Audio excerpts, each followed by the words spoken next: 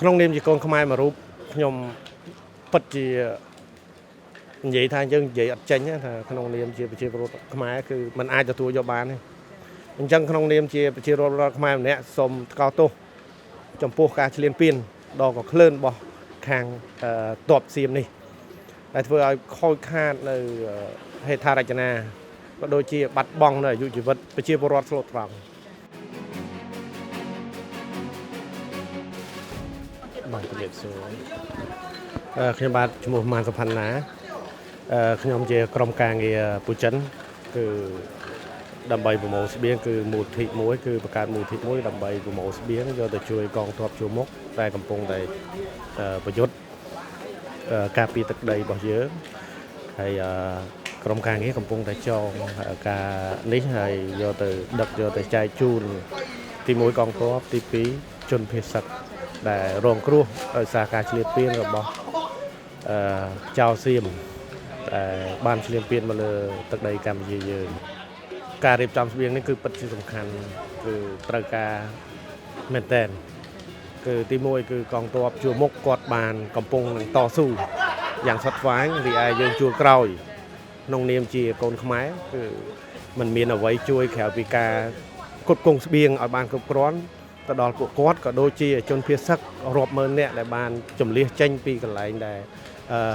មានការផ្លោងគ្រាប់ពីខាងសៀមមកនោះអញ្ចឹងយើងក្នុងនាមជាកូនខ្មែរមួយរូបដែលនៅជួរក្រោយគឺយើងខ្ញុំមានតែរៀបចំស្បៀងជូន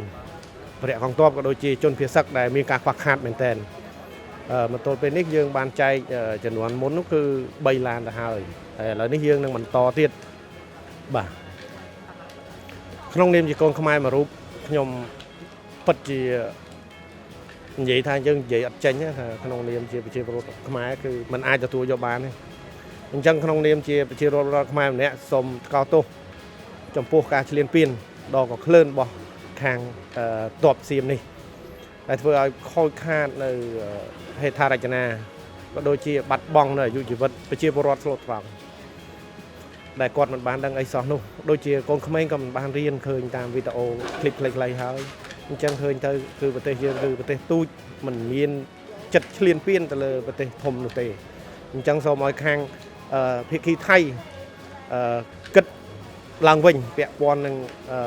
អាយុជីវិតប្រជាពលរដ្ឋក៏ដូចជាប្រទេសជាតិមួយខ្ញុំសូមអរគុណដល់បងកងទ័ពហើយបងកងទ័ពកុំបារម្ភពួកខ្ញុំនៅទីនេះគឺចាំជួយជំនួយដល់បងកងទ័ពហើយសូមជូនពរឲ្យបងកងទ័ពការពារទឹកដីយើងឈ្នះអស់មានសត្រូវហើយបងប្អូនខាងទាហានជួរមុខយើងកុំបារម្ភអីពួកយើងទាំងអស់គ្នានេះគឺនៅតែបន្តជួយ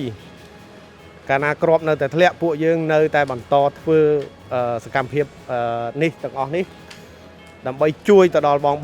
កុំបារម្ភសូមឲ្យបងកុំបារម្ភបាទសូមអរគុណ